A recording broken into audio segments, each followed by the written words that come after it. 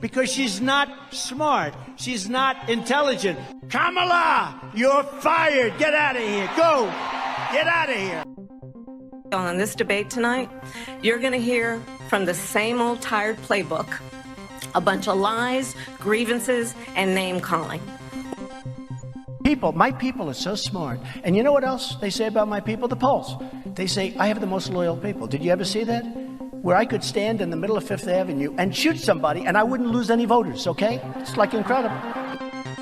Dictators and autocrats are rooting for you to be president again because they're so clear. They can manipulate you with flattery and favors. इस video में हम देखेंगे कि कैसे भारतीय रुचि, व्यापार, रक्षा, विदेश नीति और हाल के पन्नून मामले जैसे क्षेत्रों में प्रभावित होगी यदि दोनों प्रशासन आते हैं। साथ ही हम इन मुद्दों पर उनके रुख का विश्लेषण भी करेंगे।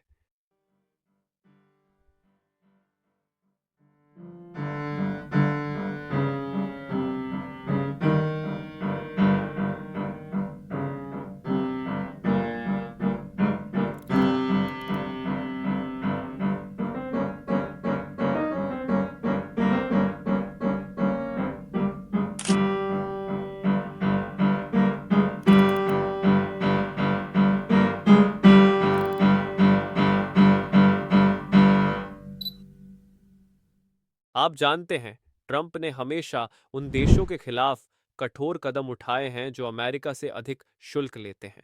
जैसे कि 2019 में उन्होंने भारत को टैरिफ किंग कहा और भारत के लिए विशेष बाजार पहुंच समाप्त कर दी। हाल ही में ट्रंप ने भारत को टैरिफ एब्यूजर भी कहा, जो उनकी संरक्षणवादी नीति की ओर इशारा करता है। ट्रंप ने जनरल मोटर्स की सीईओ मैरी बार्रा के साथ बातचीत में कहा था कि वह भारत के साथ व्यापार में सख्त रहेंगे, खासकर जब जीएम ने भारत में अपने कारखाने बंद करने का निर्णय लिया। ट्रंप का हमेशा से यही कहना रहा है कि अमेरिका में उत्पादित सामान को बढ़ावा देने के लिए उन्हें अन्य देशों से आयातित सस्ते सामान पर टैक्स बढ़ाना चाहिए। इसलिए यदि व्यापार की बात करें तो हम कुछ टैरिफ और कड़वी बातों को सहन करने के लिए तैयार हो सकते हैं। कमला हैरिस के प्रशासन में हमें थोड़ी अधिक लिबरल व्यापार नीतियों की उम्मीद है। Economists expect her to remain aligned with Biden's vision since joining the race. वह भारतीय सामान पर आक्रामक टैरिफ नहीं लगाएंगी और भारतीय वस्तुओं के लिए मुक्त व्यापार को बढ़ावा देंगी। अगर हम जो बाइडेन के कार्यकाल पर ध्यान दें, हाल ही में अमेरिका की memory chip company micron technology ने भारत में $825 मिलियन का निवेश करने का ऐलान किया है। यह एक सेमीकंडक्टर असेंबली और टेस्टिंग फैसिलिटी के निर्माण के लिए होगा, जिससे हजारों नौकरियां पैदा होंगी। इससे हमें यह संकेत मिलता है कि हैरिस प्रशासन के दौरान भारतीय सामान अमेरिका में बिना कड़े टैरिफ के बेचे जा सकेंगे। इससे व्यापार में आसानी होगी और भारतीय अर्थव्यवस्था को फायदा होगा।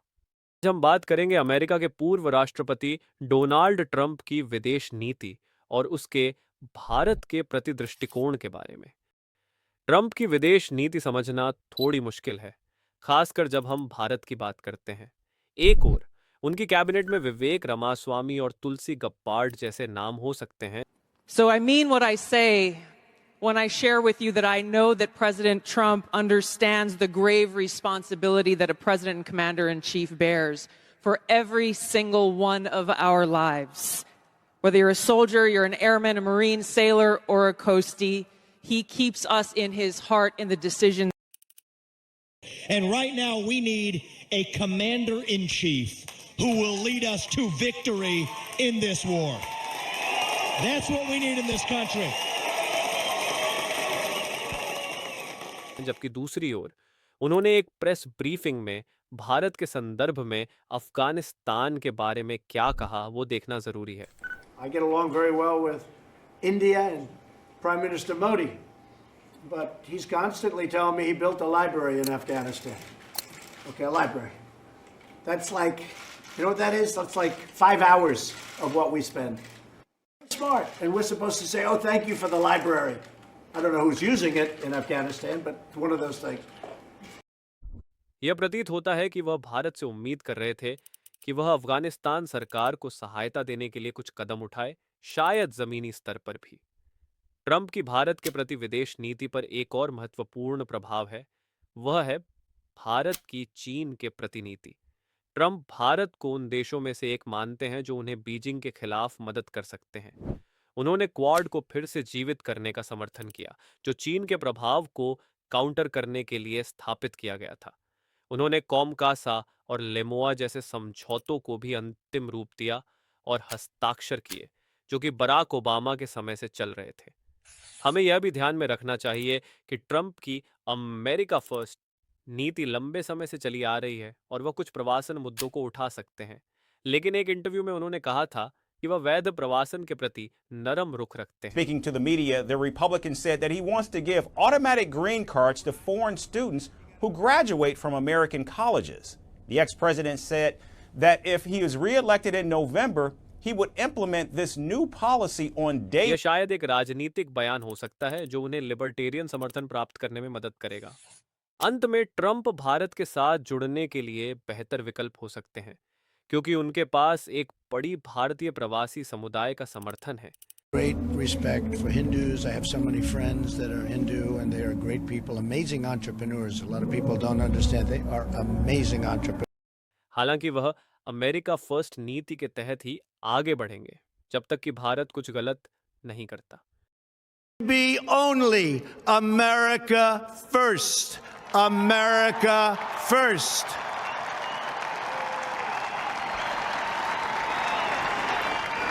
Every decision on trade, on taxes, on immigration, on foreign affairs will be made to benefit American workers and American families.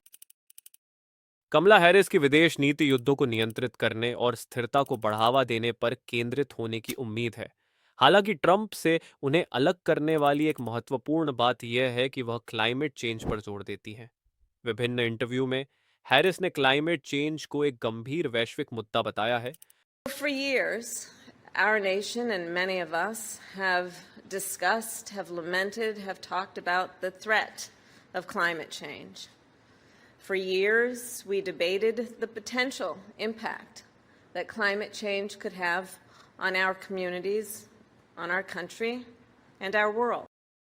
जो राष्ट्रपति बाइडेन की प्राथमिकताओं के साथ मेल खाता है।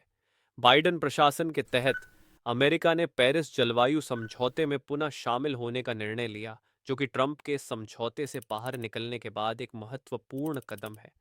यह प्रतिबद्धता पर्यावरणीय चिंताओं के समाधान की दिशा में एक स्पष्ट नीति परिवर्तन को दर्शाती है। एक और महत्वपूर्ण क्षेत्र है भारत का रूसी तेल खरीदना, खासकर यूक्रेन के संघर्ष के दौरान। बाइडेन प्रशासन ने भारत को रूसी ऊर्जा के आयात को सीमित करने के लिए सक्रिय रूप से दबाव डाला है।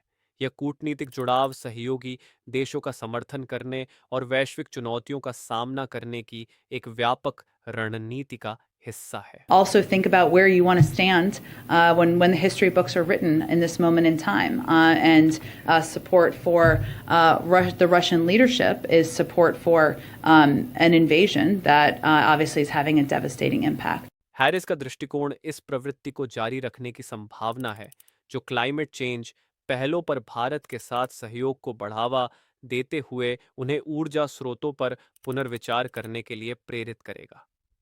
अब चलिए बांग्लादेश की वर्तमान राजनीतिक स्थिति पर एक नजर डालते हैं। ये आरोप लगाया गया है कि अमेरिका ने प्रधानमंत्री शेख हसीना के हटाने में भूमिका निभाई। इस मुद्दे पर कमला हैरिस की स्थिति अभी भी स्पष्ट नहीं है और यह दक्षिण एशिया में अमेरिकी प्रभाव के बारे में सवाल उठाता है। And that some of the things that have been approved and are currently under construction and will be delivered to Saudi Arabia very soon, and that's for their protection. But if you look in terms of dollars, $3 billion, $533 million, $525 million. जैसा कि आपने देखा, Trump ने Saudi अरब के साथ हथियारों की बिक्री को लेकर काफी उत्साह दिखाया। सऊदी अरब अमेरिका के निर्मित हथियारों का सबसे बड़ा खरीदार है। ट्रंप का कहना है कि वह अमेरिका के व्यापार को मजबूत करने के लिए प्रतिबद्ध हैं और ऐसे डील्स उनकी चुनावी मुहिम का अहम हिस्सा हैं। अब बात करते हैं ट्रंप की रक्षा नीति की। उनका यह स्पष्ट है कि वे QAD को चीन के प्रभाव को रोकने के लिए एक महत्वपूर्ण साधन मानते हैं। ट्रंप संभावित रूप से भूमि, वायु और समुद्र में कई सैन्य अभ्यासों को बढ़ावा दे सकते हैं। साथ ही वे भारत को कंपनी टू नेशन के सीधे समझौते के तहत तकनीकी हस्तांतरण के लिए भी प्रेरित कर सकते हैं। एक महत्वपूर्ण बिंदु यह है कि जब भारत ने रूस से S-400 मिसाइल प्रणाली खरीदी, तब अमेरिका ने कोई प्रतिबंध नहीं लगाया। यह दर्शाता है कि भारत और अमेरिका के बीच के संबंध कितने महत्वपूर्ण हैं। इसके अलावा ट्रंप भारत को नवीनतम ड्रोन और अन्य रक्षा उपकरण खरीदने के लिए भी प्रोत्साहित कर सकते हैं। उनका यह लक्ष्य है कि भारत बिना किसी पूर्व शर्त के अमेरिका से उच्च तकनीक वाले हथियार खरीद सके।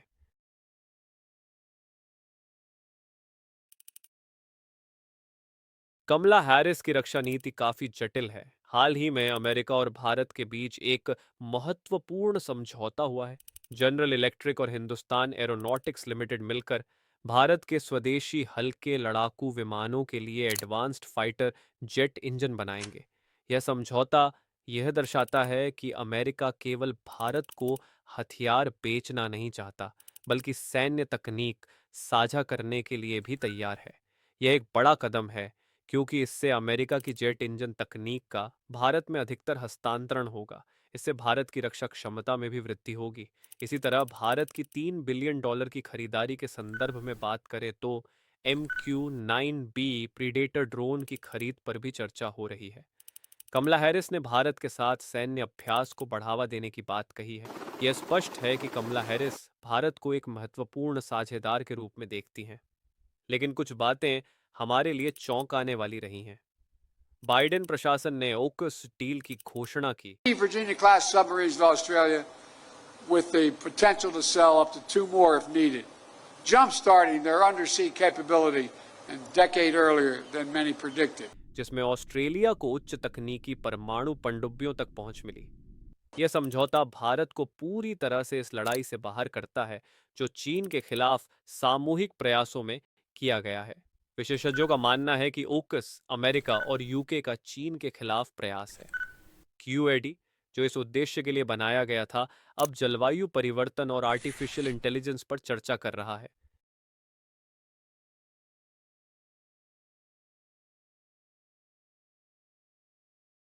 मैं इस बात से शुरू करता हूं कि हम वास्तव में नहीं जान सकते कि ट्रंप का इस पर क्या रुख होगा, क्योंकि अमेरिका अब तक कनाडा का समर्थन करता रहा है, जो कानून की मौत का मुद्दा उठा रहा है। Well, he's two-faced. हम यह निष्कर्ष निकाल सकते हैं कि जस्टिन ट्रूडो को व्यक्तिगत रूप से ट्रंप बहुत पसंद नहीं करते हैं। ऐसा लगता है कि पल की गर्मी दिखाई देती है, लेकिन क्या इसका असर इस मुद्दे पर पड़ेगा, यह कहना बहुत मुश्किल है। लेकिन एक चीज पर हम निश्चित हो सकते हैं कि जब अमेरिका और भारत के बीच बातचीत चल रही होगी, तो कानून मुद्दे पर ट्रंप एक अच्छे विकल्प हो सकते हैं। लेकिन अब तक ट्रंप का इस मुद्दे पर क्या रुख होगा यह स्पष्ट नहीं है, क्योंकि उन्होंने इस पर कोई टिप्पणी नहीं की है। अंत में हम ये कह सकते हैं कि ट्रंप हमेशा अमेरिका फर्स्ट नीति को किसी भी चीज पर प्राथमिकता देंगे, और यदि उन्हें लगेगा कि अमेरिकी हित प्रभावित हो रहे हैं, तो वे किसी भी मुद्दे पर अपना रुख बदल सकते हैं। From this day forward, it's going to be only America first. America first.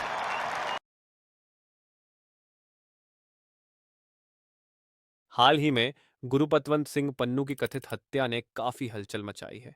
इस मामले में अमेरिकी न्याय विभाग ने कुछ प्रमुख भारतीय अधिकारियों को कोर्ट में पेश होने का समन जारी किया है, ताकि यह जान सकें कि क्या इस कथित हत्या में भारत का हाथ था। यह कदम यह दर्शाता है कि अमेरिका इस मामले को गंभीरता से ले रहा है, और यह देखना दिलचस्प होगा कि कमला हैरिस प्रशासन इसका सामना कैसे करेगा।